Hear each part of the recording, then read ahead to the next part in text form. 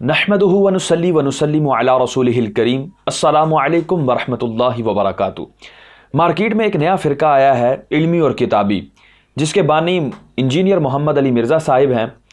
انہوں نے اولاً جو عوام کو لالی پاپ دیا وہ یہ تھا کہ اللہ تبارک و تعالیٰ قرآن مجید میں ارشاد فرماتا ہے وَاعْتَصِمُوا بِحَبْلِ اللَّهِ جَمِيعًا وَلَا تَفَرَّقُوا، اللہ کی رسی کو مضبوطی سے تھام لو اور تفرقہ بازی نہ کرو۔ تو انہوں نے بھی کہا کہ میں فرقوں سے بری، میں فرقوں سے پاک، میرا تو کوئی بھی فرقہ نہیں ہے، میں کسی فرقے سے تعلق نہیں رکھتا۔ لیکن پہلے وہابی، شیعہ، دیوبندی ایک ایک نام کے ساتھ تھے، انہوں نے نیا فرقہ علمی اور کتابی لایا اور دو ناموں کے ساتھ گھسایا۔ آج کا ہمارا موضوع اللہ عز و جل کے علاوہ نیک ہستیوں سے مدد طلب کرنا یعنی استعانت کرنا، اس کے حوالے سے آج ہم گفتگو کریں گے۔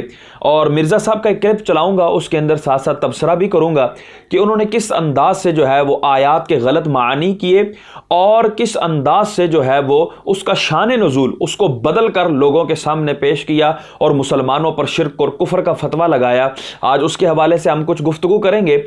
سب سے پہلے میں عقیدہ اہل سنت واضح کرتا چلوں کہ عقیدہ اہل سنت یہ ہے کہ اللہ عز و جل حقیقی مددگار ہے۔ اللہ عز و جل کے علاوہ جتنے بھی ہیں وہ اللہ کی عطا سے مدد کرتے ہیں اور اللہ کی مدد کے مظہر ہیں۔ اللہ ان کو عطا کرتا ہے تو وہ مدد کرتے ہیں، چاہے وہ اب ظاہری اسباب کے اندر مدد کریں یا ظاہری اسباب سے ہٹ کر مدد کریں، چاہے وہ غائب میں مدد کریں، چاہے وہ حاضر میں مدد کریں۔ جس طرح بھی مدد اللہ کے علاوہ کسی سے ملے گی ہم اس کو اللہ عز و جل کی عطا جانتے ہیں، اللہ تبارک و تعالیٰ کی دی ہوئی طاقت سے جانتے ہیں، اس کو حقیقی مددگار نہیں سمجھے۔ اللہ تبارک و تعالیٰ ہی حقیقی مددگار ہے۔ اس کے اوپر میں اپنا عقیدہ واضح کرنے کے لیے ہمارے اہل سنت کے امام احمد رضا خان فاضل بریلی رحمۃ اللہ تعالیٰ علیہ کے فتاوی رضویہ جلد نمبر 21 صفحہ نمبر 303 سے عبارت جو ہے وہ آپ کے سامنے پڑھوں گا کہ یہ ہمارے اہل سنت کے امام ہیں۔ انہوں نے صفحہ نمبر 303 پر ارشاد فرمایا آیہ کریمہ و ایاک نستعین مناجات سعدی و نظامی میں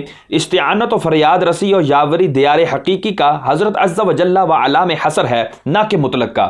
یعنی فرمایا کہ اللہ تبارک و تعالیٰ جو ہے وہ حقیقی مددگار ہے، اس اعتبار سے ایاک نستعین میں حصر ہے۔ حصر کہتے ہیں کسی چیز کو بند کر دینا، قید کرنا۔ اس کی مثال دوں، جیسے میں کہوں گا کمرے کے اندر 5 افراد ہیں، اگر میں یہ جملہ بولوں اور ایک دوسرا جملہ ہے کہ 5 ہی افراد ہیں، تو پہلے جملے میں کوئی یہ کہے گا کہ تقریباً کے اعتبار سے بولا ہوگا، شاید کوئی کمی بیشی ہو، لیکن جب کہوں گا 5 ہی افراد ہیں تو پتہ لگا نہ 4 ہیں نہ 6 ہیں۔ تو یہ اس کو کہتے ہیں حصر کر دینا۔ ایاک نستعین میں جو حصر ہے وہ کس اعتبار سے ہے اس کو بیان کیا کہ حقیقی مددگار ہونے کے اعتبار سے اس میں حصر ہے، وگرنہ تو کئی اور مددیں ہیں، تو وہ اگر حصر اس میں مطلق میں لیا جائے تو پھر تو ہمارے لیے مدد لینا ہی محال ہو جائے گا اور سارے کے ساری چیزیں شرک میں چلی جائیں گی معاذ اللہ، تو مطلق میں نہیں ہے۔ بلا شبہ حقیقت ان امور بلکہ ہر کمال بلکہ وجود ہستی کی خاص بجناب احدیت عز و جل ہے۔ استعانت حقیقیہ یہ، اب استعانت حقیقیہ کی تعریف اعلیٰ حضرت بیان فرما رہے ہیں۔ استعانت حقیقیہ یہ کہ اسے قادر بذات، مالک مستقل، غنی بے نیاز جانے کہ بے عطائے الہی وہ خود اپنی ذات سے اس کام کی قدرت رکھتا ہے۔ یہ استعانت کا معنی کہ کسی کے بارے میں یہ اعتقاد رکھنا کہ یہ خود مدد کرتا ہے، کسی کے دیے سے مدد نہیں کرتا، یہ والا جو معنی ہے، اس معنی کا غیر خدا کے ساتھ اعتقاد ہر مسلمان کے نزدیک شرک ہے۔ نہ ہرگز کوئی مسلمان غیر کے ساتھ اس معنی کا قصد کرتا ہے، بلکہ واسطہ وصول و فیض و ذریعہ وسیلہ قضائے حاجات جانتے ہیں۔ کسی کے لیے اس کو حقیقی مددگار سمجھتے نہیں ہیں، بلکہ اس کو ایک وسیلہ، ایک واسطہ جانتے ہیں، اور یہ قطعاً حق ہے۔ اللہ تبارک و تعالیٰ خود ارشاد فرماتا ہے وَابْتَغُوا إِلَيْهِ الْوَسِيلَةَ، اور اللہ کی طرف وسیلہ تلاش کرو۔ پھر سیدی اعلیٰ حضرت نے آگے ایک بڑی پیاری مثال دی۔ اعلیٰ حضرت فرماتے ہیں کہ دیکھیں وجود، اللہ کا بھی وجود ہے، بندے کا بھی وجود ہے۔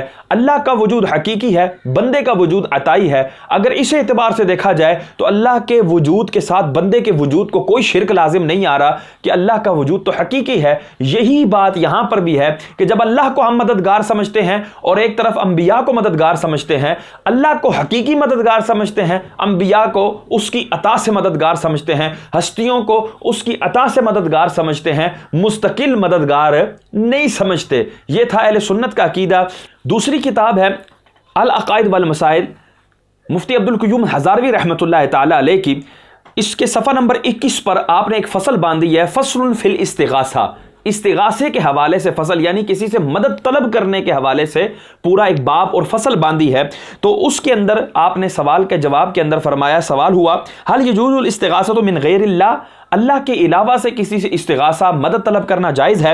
فرماتے ہیں نعم يجوز طلبها من غیرہ تعالی باعتبار انہ سبب وواسطۃ فإن الغاثة وإن كانت هي من اللہ عز وجل علی الحقیقۃ، کہتے ہیں کہ ہاں اس کا طلب کرنا یعنی استغاثے کا طلب کرنا، استعانت کا طلب کرنا جائز ہے اللہ کے علاوہ سے، اس اعتبار سے کہ وہ واسطہ ہیں اور ایک سبب ہیں، اور حقیقی مدد تو وہ اللہ ہی کی طرف سے ہے۔ تو یہ دیکھیں بالکل واضح عقیدہ اہل سنت کا مفتی عبدالقیوم ہزاروی صاحب نے بھی بیان فرمایا۔ اس کے بعد تیسری کتاب میں جو ہے وہ بیان کروں گا، جاء الحق مفتی احمد یار خان نعیمی رحمۃ اللہ تعالی علیہ، مفسر قرآن حکیم الامت، آپ نے صفحہ نمبر 194 جاء الحق کے صفحہ نمبر 194 کے اوپر فرمایا کہ بحث انبیاء اولیاء سے مدد مانگنا، انبیاء اولیاء سے مدد مانگنا، نہ کہ دعا کرنا، انبیاء اولیاء سے مدد مانگنا۔ اس کے حوالے سے آپ نے 2 لائنوں کے اندر عقیدہ اہل سنت واضح کیا، انبیاء کرام اور اولیاء اللہ سے مدد مانگنا جائز ہے، جبکہ اس کا عقیدہ یہ ہو کہ حقیقی امداد تو رب تعالی ہی کی ہے، کوئی جاہل بھی کسی ولی کو خدا نہیں سمجھتا۔ کتنا واضح عقیدہ اہل سنت جو ہے، یہ میں نے چند کتابوں سے بیان کیا۔ اب مرزا کی ویڈیو کی طرف چلتے ہیں اور دیکھتے ہیں کہ یہ حضرت جو ہے وہ کیا تہمتیں اہل سنت پر لگاتے ہیں۔ یدعو من دون اللہ ما لا یضرہ وما لا ینفعہ، اور وہ پکارتے ہیں ایسی ہستیوں کو اللہ کے سوا کہ جو نہ انہیں نقصان دے سکتی ہیں اور نہ نفع دے سکتی ہیں۔ ذالک هو الضلال البعید، اور یہ تو انتہائی گمراہی کی چیز ہے کہ انسان ایسی ہستیوں کو پکارنا شروع کر دے کہ جو نہ نفع دے سکتی ہیں اور نہ نقصان دے سکتی ہیں۔ یعنی اس میں امپلائیڈ ہے کہ اگر مصیبت اور پریشانی میں پکارنا ہے تو صرف اللہ کو پکارنا ہے، اور اس میں پکارنے سے مراد دعا کے لیے پکارنا۔ میں کہتا ہوں یہ ہستیوں ترجمہ کہاں سے کیا مرزا صاحب نے؟ مرزا صاحب کے لیے سب سے پہلا چیلنج یہ ہے کہ یہ ہستیوں والا ترجمہ ثابت کریں۔ غلط بیانی دیکھیں یہ کتنا غلط ترجمہ ہے کہ اس سے مراد یا تو انبیاء کرام علیہ الصلوۃ والسلام ہیں یا پھر اس سے مراد بت ہیں۔ اگر بت مراد ہیں تو بتوں کو ہستیاں کہنا کیسا؟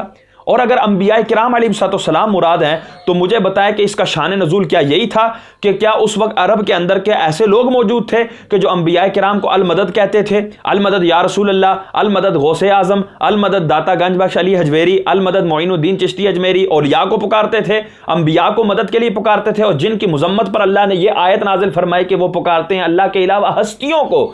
دیکھیں کس انداز سے اس بندے نے ہستیوں لفظ ترجمے کے اندر ڈال کر یہ لوگوں کو باور کروانے کی کوشش کی کہ مسلمانوں تم جن ہستیوں کو پکار رہے ہو یہ تو شرک کے اندر آتا ہے، اور قرآن کی واضح آیت اس کے اوپر ہے۔ بتوں کی آیتیں اٹھا کر معاذ اللہ مسلمانوں پر چسپا کر رہے ہیں حضرت، اور کتنی غلط بیانی کر رہے ہیں۔ اور یدعو کا معنی جو ہے وہ پکارنا کر رہے ہیں، حالانکہ جمہور مفسرین نے اس کا معنی عبادت کیا ہے۔ کیوں کہ شان نزول ان آیات کا یہ ہے کہ اس طرح کی آیات جب نازل ہوئی اس وقت ارد گرد کفار تھے جو بتوں کی پوجا کیا کرتے تھے، بتوں کی عبادت کیا کرتے تھے، تو جمہور مفسرین نے اس سے عبادت مراد لیا۔ اس کے اوپر میں ایک دلیل دوں گا، تفسیر جلالین کے اندر اس کے اوپر کیا اس کا معنی کیا گیا۔ اسی آیہ مبارکہ کے اندر فرماتے ہیں یدعو من دون اللہ، یدعو کے آگے لکھا یعبدو، وہ عبادت کرتے ہیں، من دون اللہ اللہ کے علاوہ، کن کی؟ من الصنم، بتوں کی۔ یہاں پر دیکھیں اس کو بتوں کو مینشن بھی کیا، آگے فرمایا ما لا یضرہ، جو ان کو نقصان نہیں دیں گے۔ کس وقت؟ آگے فرمائے ان لم یعبدہ، جب وہ ان کی عبادت نہ کریں تو وہ ان کو نقصان نہیں دیتے۔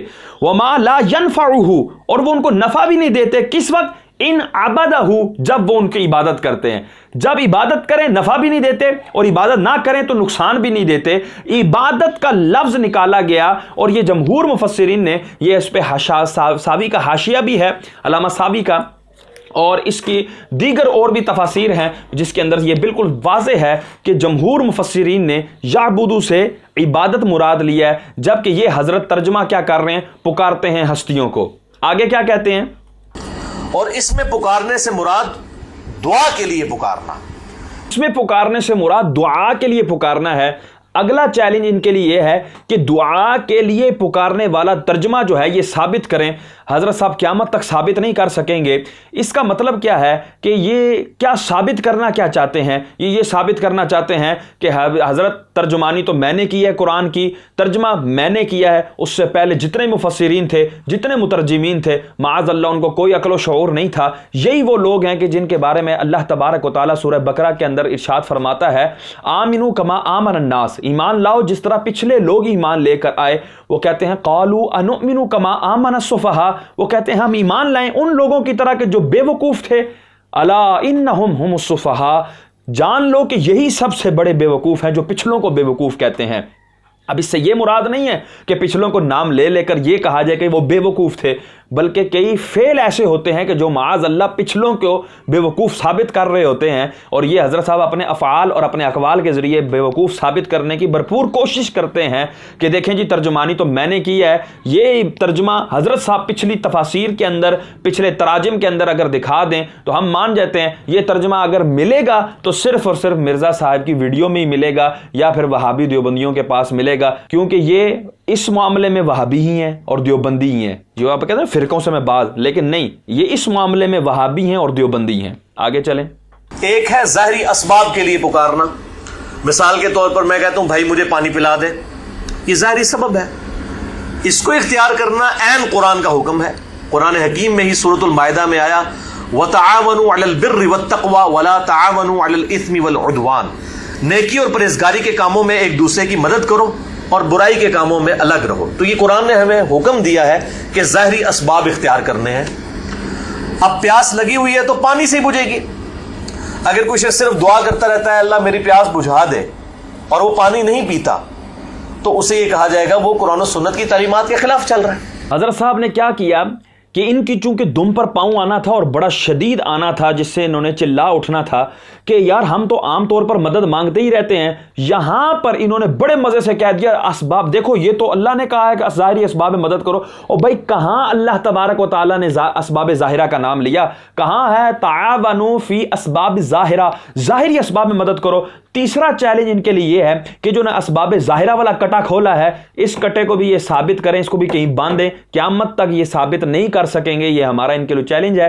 اس سے پہلے ایک قاعدہ ذہن میں رکھیں کہ شرک ہر حالت میں شرک ہوتا ہے اور ہر ایک کے لیے شرک ہوتا ہے۔ ایسا نہیں ہے کہ اس حالت میں یہ شرک نہیں رہے گا بلکہ یہ عبادت بن جائے گا، اس حالت میں یہ شرک جو ہے وہ شرک بن جائے گا، اور اس بندے کے لیے یہ شرک ہوگا، اس بندے کے لیے یہ شرک نہیں ہوگا، اور شرک ہر حالت میں ہی شرک ہے۔ اب مدد طلب اگر پکارنا اگر یہ شرک ہے جس کو اس نے پوری مکمل آیت یدعو من دون اللہ، اللہ کے علاوہ پکارتے ہیں، اب یہاں پہ تو کہیں بھی نہیں ہے کہ اسباب ظاہرہ کے علاوہ پکارتے ہیں یا اسباب ظاہرہ میں پکارتے ہیں، یہ تو انہوں نے خود تفسیر کی، خود غلط ترجمہ کیا، جس کی وجہ سے حضرت خود پھنس گئے۔ تو اب اس کے اندر یہ کیسے جو ہے وہ ظاہری اسباب کے اندر اس کو بالکل درست بتا رہے ہیں، حالانکہ کوئی آیت انہوں نے اس کے اوپر کوئی حدیث پیش نہیں کی، اور اسباب ظاہرہ سے ہٹی ہوئی مدد کو یہ ابھی آگے جو ہے اس کے اوپر شرک کا فتویٰ لگائیں گے، جو ہم ابھی ثابت کریں گے انشاءاللہ کہ قرآن میں یہ معاذ اللہ شرک کتنی دفعہ آیا ہے، اور بخاری اور مسلم اور دیگر سیاستہ کی کتب کے اندر یہ معاذ اللہ شرک بقول اس کے یہ کتنی دفعہ آیا ہے۔